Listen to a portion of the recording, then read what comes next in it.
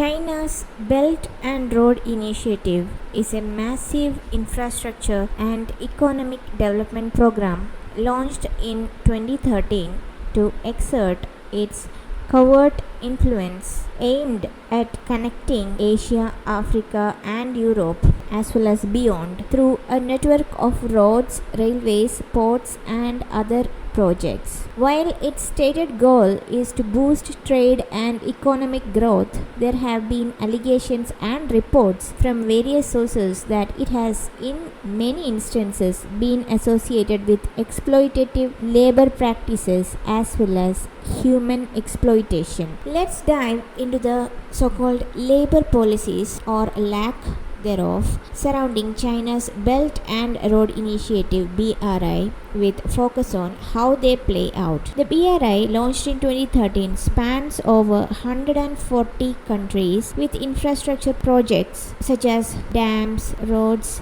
power plants, but its approach to labor is a patchwork of vague guidelines, profit-driven practices, and minimal oversight, often leaving workers vulnerable to exploitation. Now, on paper, there is an official labor policy with regard to BRI. China's government frames the BRI as a win-win development model, but it is light on specific enforceable labor rules. The 2015 Vision and Actions document, the BRI's foundational blueprint, barely mentions labor beyond generic calls for mutual benefit and cooperation. There is no centralized BRI code. Instead, China leans on host country laws and bilateral agreements supplemented by its own domestic regulations for Chinese workers sent abroad. The Ministry of Commerce MOFCOM issued guidelines in 2017 for Chinese companies overseas, urging compliance with local labor laws,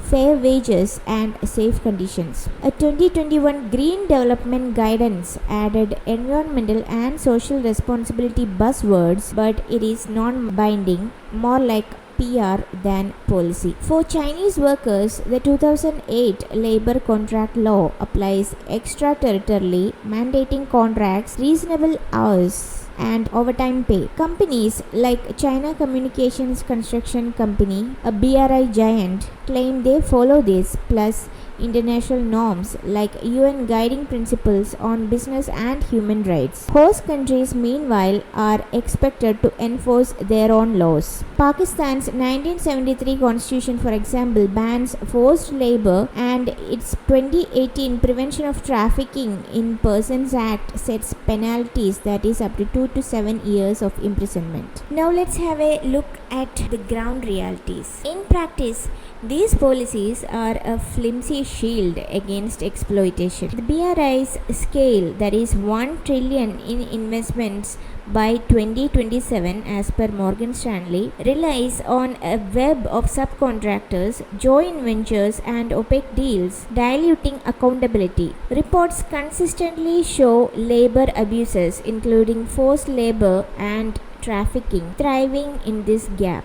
The US Department's 2024 Trafficking in Persons (TIP) report flags forced labor among Chinese nationals on BRI project worldwide, including Pakistan's CPEC. China's Labor Watch in 2021 documented workers on Thar coal power plant facing 14-hour shifts, wage delays, and passport confiscation, violating China's own laws. A 2023 Business and Human Rights Resource Center survey found 60% of Chinese firms on BRI project dodged labor audits. Contractors cite tight deadlines like CPEC's 2030 competition goal and cost pressures as justification, with oversight left to outstretched Chinese consulates. Local workers in host countries who hire local fare far worse. A 2022 International Labour Organization ILO study on BRI projects in Africa and Asia found 30% of workers in Kenya's Standard Standard Gauge Railway, a BRI project, reported unpaid wages or unsafe conditions. Kenya's minimum wage is $130 per month was ignored. In Pakistan, Baloch laborers on Gwadar port upgrades allege wages as low as $3 per day, well below the $150 per month minimum, as per 2024 DW report. Host governments saddled with BRI debt. Pakistan owes China almost $15 billion in debt as per IMF 2023. Rarely pushes back, fearing loan defaults. The BRI's labor model amplifies trafficking risk. Recruitment often goes through unregulated agencies promising high pay but delivering debt bondage. In 2024, TIP report notes Chinese firms exploit lax border controls in BRI zones like Pakistan's porous Balochistan to move workers without scrutiny. In Cambodia, a BRI hub, 100,000 workers were trafficked into a scam compound by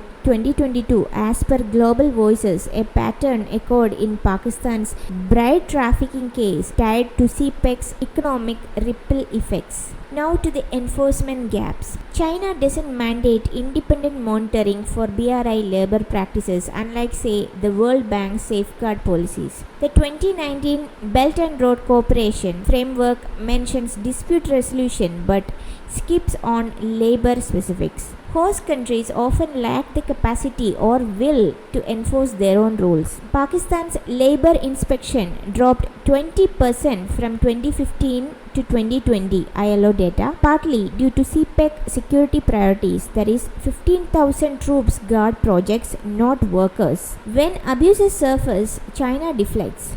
After 2021 expose of forced labor in Indonesia's BRI nickel plants, MOF-COM called it a local issue and not their responsibility. In Pakistan, CPEC's labor framework mirrors the BRI's hands-off approach. A 2017 CPEC long-term plan promised employment opportunities but set no standards. Chinese firms like Power China claims adherence to Pakistani law, that is 8 days, $5 minimum per day, but a 2021 Senate hearing revealed 70% of CPEC jobs went to Chinese workers, leaving locals with low skill, low payrolls. The Thar coal case showed Chinese workers under illegal conditions, while Baloch locals reported coercion into work via displacement, per the Diplomat, which reported in 2024. Pakistan's government is juggling a $6 billion loan in CPEC loans due by 2030 and has been pressed for audits. Now let's have a look at the human trafficking problem. Several reports, notably from US State Department's annual Trafficking in Persons TIP report, have highlighted concerns about forced labor and human trafficking tied to BRI projects. For example, the 2022 TIP report pointed out that Chinese nationals and citizens of other countries working in BRI projects in places like Asia, Africa, and Middle East have faced conditions amounting to forced labor. These conditions include fraudulent recruitment, wage withholding, contract violations, and physical abuses at work sites. The report specifically criticized China for not exercising sufficient oversight over the recruitment channels and labor conditions, and for failing to assist exploited workers through its diplomatic services. One angle often discussed as the exploitation of workers, both Chinese as well as local, in BRI host countries. Workers have reported being lured with promises of good jobs only to face passport confiscation, which is very common in Gulf countries as well, excessive overtime, and threats that prevent them from leaving. For instance, a 2021 report from China Labour Watch documented cases of Chinese workers on BRI projects in countries like Indonesia and Algeria being subjected to forced labor, with some unable to return home due to company control over their travel documents. Another dimension involves the link between BRI related economic zones and broader trafficking networks. In Cambodia, for example, has seen a boom in Chinese investment, particularly in casinos and real estate. Reports from 2022, including from the Epoch Times and Global Voices, reported that this development has fueled human trafficking, with thousands of people from China, Taiwan, Malaysia, and other Southeast Asian countries lured by fake job offers, then forced into scam operations or even prostitution. Victims have described being sold to criminal syndicates, with some tied to Chinese developers operating under BRI framework. Critics, including analysts from US and human rights group, argue that the scale and opacity of BRI projects create opportunities for plenty of exploitation. The initiative spans over 140 countries, often in regions with weak governance, making it hard to monitor labor practices. The US State Department had called forced labor a hidden cost of BRI, accusing China of allowing these abuses to persist as part of its global influence strategy. On the flip side, China denies these allegations, framing the BRI as a mutually beneficial development program. Chinese officials have claimed they cracked down on illegal activities, including trafficking, and have pointed to cooperation with countries like Cambodia to address scam operations. However, evidence of systemic actions to prevent trafficking within BRI projects remain limited as per US State Department assessments.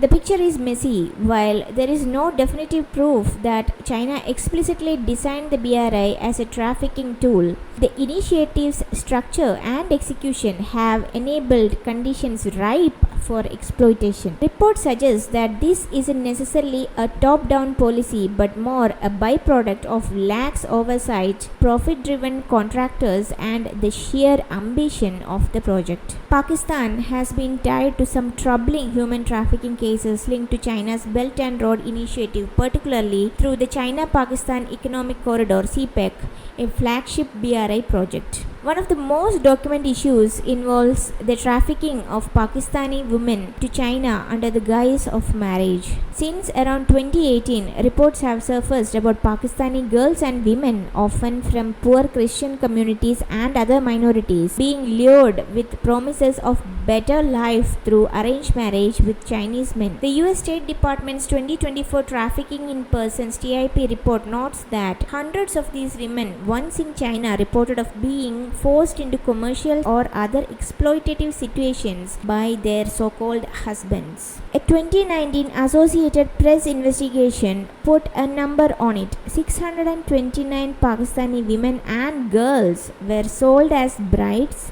to Chinese men and taken to China between 2018 and 2019, according to the list compiled by Pakistani authorities itself. The scam often starts with brokers paying families sometimes as little as $2,800 while promising monthly payments or visas, only for women to end up trapped. This ties into BRI because the influx of Chinese workers and investment through CPEC has created new opportunities for exploitation. Since CPEC kicked off in 2013, thousands of Chinese nationals have moved to Pakistan for infrastructure projects, and some reports suggest that this fueled a shadow economy. For instance, Nikkei Asia reported in 2019 that the Chinese men, often with local collaborators, were paying to marry Pakistani women, a practice that has been going on for years. In cities like Lahore, matchmaking centers were busted, and news channels have exposed one in 2018 holding 6 women, including 2 teens, awaiting transit to China. The growth of these networks aligns with BRI's economic push, as increased connectivity and lax oversight in BRI zones amplify vulnerabilities. On the flip side, there is evidence of exploitation going the other way also. The same 2024 TIP report flags the Chinese nationals working on BRI projects in Pakistan, like power plants or highways, have been forced to do forced labor. Conditions include wage theft, passport confiscation, and threats, echoing patterns seen elsewhere in BRI countries. A 2021 China Labour Watch report cited Chinese workers in Pakistan enduring similar abuses, though it didn't focus solely on CPEC. Pakistan's government response has been shaky. shaky. The AP investigation has found that in 2019, after initially raiding trafficking rings and arresting dozens, including Chinese nationals, pressure mounted to hush it up. Because fear of severing ties with China, a key investor pumping billions into CPEC, was unthinkable. A Faisalabad court acquitted 31 Chinese suspects in a major trafficking case that year after victims were reportedly threatened or bribed into silence. Human Rights Watch and others have called out Pakistan for prioritizing economic relations over justice, noting a pattern seen in other BRI nations like Cambodia or Myanmar. CPEC itself, valued at over $60 billion initially, though scaled back since, hasn't directly caused trafficking, but its footprint amplifies the problem. The corridors projects like the Gawadar port or energy plant operates in regions with weak governance like Balochistan, where security issues and poverty already breed exploitation. A 2024 Australian Institute of International Affairs piece noted while CPEC delivered some infrastructure, its economic slowdown and security threats like attack on Chinese workers have shifted focus away from the oversight, leaving room for trafficking to fester. China, of course, denies any systemic link, with its embassy in Pakistan rejecting trafficking claims in 2022, calling them misleading. They pointed to joint crackdowns with Pakistan's Federal Investigative Agency FIA on illegal marriage brokers, but FIA's on corruption, that is 35 officers were sacked in 2024 for aiding trafficking networks, per the diplomat, shows how deep the rot goes. Poverty, corruption and BRI's scale create a perfect storm. Poverty in Pakistan and China's gender imbalance, that is 113.5 men per 100 women according to 2015 data, drive supply and demand. Pakistan's debt to China, over 25% of its external debt by 2020, adds pressure to avoid confrontation, stunting accountability. China's narrative control via initiatives like China-Pakistan Information Corridor downplays these issues. China touts job creation of 420,000 jobs in BRI countries by 2020 according to Chinese media, and points to occasional crackdowns like fining firms $1.5 million for violations in Laos. Critics including Human Rights Watch argue this is window dressing. The BRI's labor policy is de facto deregulation, profit over people, leaving enforcement to cash-strapped hosts. A 2023 Council on Foreign Relations report estimate 1 to 2 million workers face exploitative conditions across BRI's hidden cost of its ambition. So, the BRI policies are more like a suggestion than a system, and the ultimate losers are the workers who are involved in BRI projects. That includes both Chinese as well as Pakistan and similar cash-strapped economies. And the future does not look too bright for these people, unfortunately.